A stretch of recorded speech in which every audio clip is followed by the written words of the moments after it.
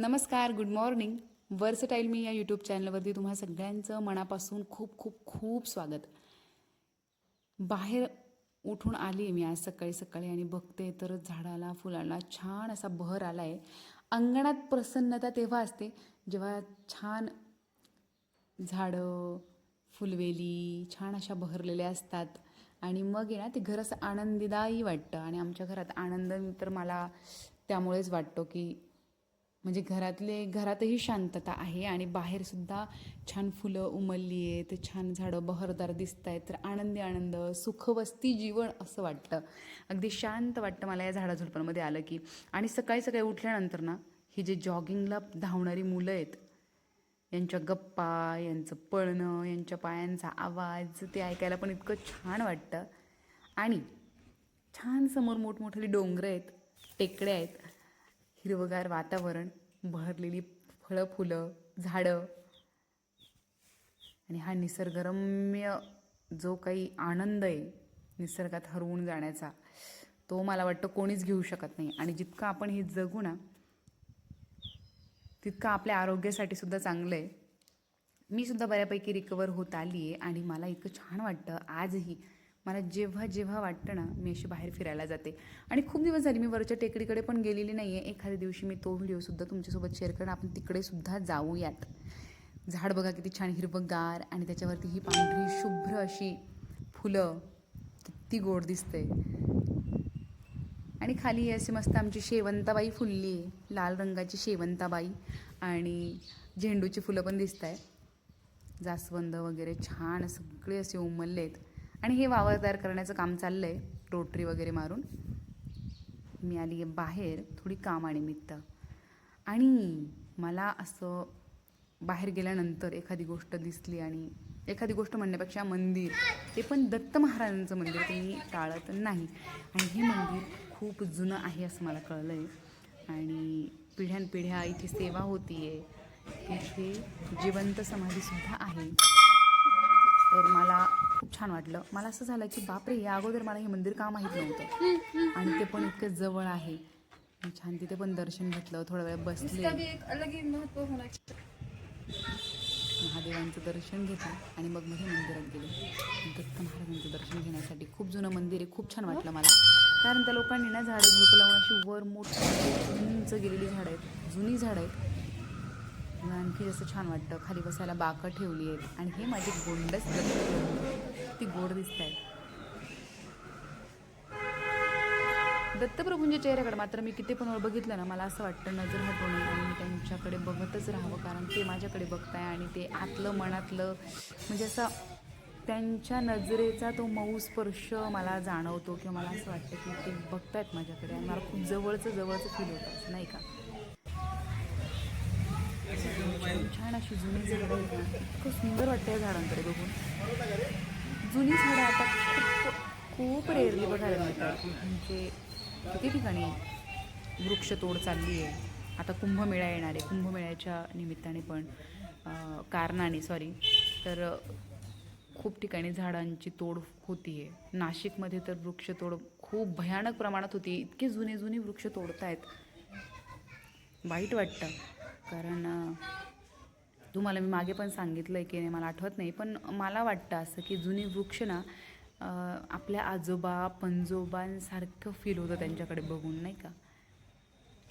जुने माणसं जसे आपल्याजवळ आपल्याला हवीशी वाटतात ना, आधार वाटतो किंवा छान वाटतात, त्यांनी काही करो ना करो पण ते आहेत ना बसलेले तरी छान वाटतं. तसं मला जुनी झाडं बघितली की मग वाटतं. आणि ही आहे गोसावी बाबांची जुनी समाधी, जिवंत समाधी. आणि जिवंत समाधी म्हटल्यानंतर आणखी जास्त मला असं त्या जागेचं आणखी जास्त वजन वाटतं मला, की ताकद वाटते, शक्ती वाटते मला त्या जागेत. एवढे मोठमोठे संत, एवढे तर त्या जागेला घेऊन गेले. आपलं काहीतरी पुण्य असेल म्हणून आपण इथे येऊन गेलो असं वाटतं. आणि छान मला याच्या असं डेकोरेशनचं काम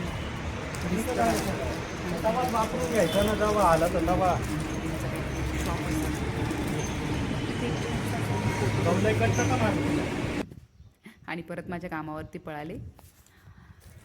कामावरती गेले पण मला रिक्वेस्ट केली की चल आपण जाऊयात. घड्याळ घ्यायचं आहे. मग आम्ही शॉपिंगसाठी संध्याकाळची वेळ होती मला आणि भरपूर वॉच बघितल्यानंतर ही मॅडमला वॉच आवडलं नाही. छान छान होते, मला पण घ्यावीशी वाटते, पण मग नाही मनावर घेतली. कारण मला माझं एक जुनं घड्याळ आहे जे मला आज पण इतकं आवडतं ना की मला असं वाटतं की ती पण नवीन घड्याळ तरी मी त्या घड्याळाला सोडू नाही शकत.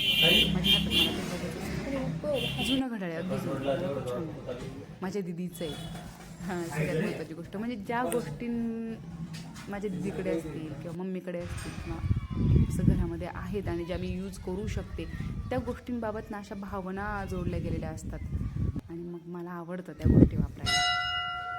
पप्पांची माळ झालं असेल, मी घरातल्यांच्या सगळ्या जुन्या गोष्टी वापरायला काढते जर मला वापरता येतील जशा तशा मी वापरते त्या, कारण मला आवडतं मला त्या गोष्टी वापरायला.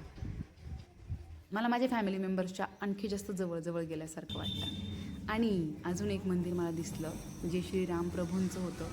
मी मंदिरात इतका वेळ बसले, छान मी भजनं म्हटली, मला खूप छान वाटलं. मी टाकणार होते पण कॉपीराईट क्लेममुळे ऑब्व्हियसली काही करता येत नाही, आपले का लागून इतकी काही शेअर करता येत नाही. खूप बेड्या घातल्या ती यूट्यूबने, सिरियसली. असो, मग मी छान मंदिरात एंट्री केली. हे जे पादुका वगैरे होत्या मला कळलं नाही नेमकी त्या कसल्या होत्या, 5-6 असतील मी बी त्या. मी फक्त दर्शन घेतलं आणि आले. तिथे नावं पण दिलेली नाही त्यामुळे ते काही लक्षात आलं नाही. आणि हे माझे हनुमंतराय, अगदी सुंदर मूर्ती होती हनुमंतरायाची सुद्धा, छोटीशी नाजूकशी, आणि तिला छान शेला वगैरे चढवलेला. पूजा इतकी सुंदर होती की त्याच्यावरची नजर हटत नव्हती, खूप सुंदर. मग आतमध्ये मंदिरात गेले आणि गाभाऱ्यात गेल्यानंतर इतकं शांत गार छान वाटलं ना की मी तिथं भजनं म्हणण्यात खरंच रमून गेले. मी खूप भजनं म्हटली तिथे, व्हिडिओ पण आलेला आहे पण मी ते म्यूट केलं ते, कारण कॉपीराईट क्लेम. मंदिर खूप सुंदर होतं, खूपच सुंदर होतं.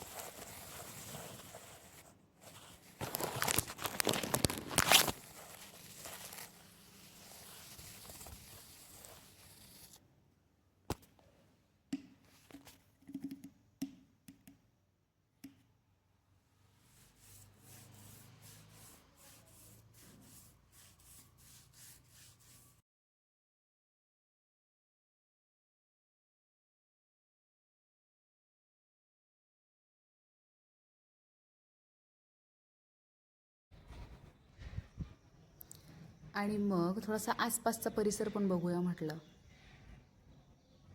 छान आसपास भरपूर मोकळी जागा आहे आणि मग बिल्डिंग्स आहेत. एक बिल्डिंग तर अगदी विचित्र दिसली मला, म्हणजे हे काय लॉजिक आहे, गुंतागुंत सगळं अगदी असं.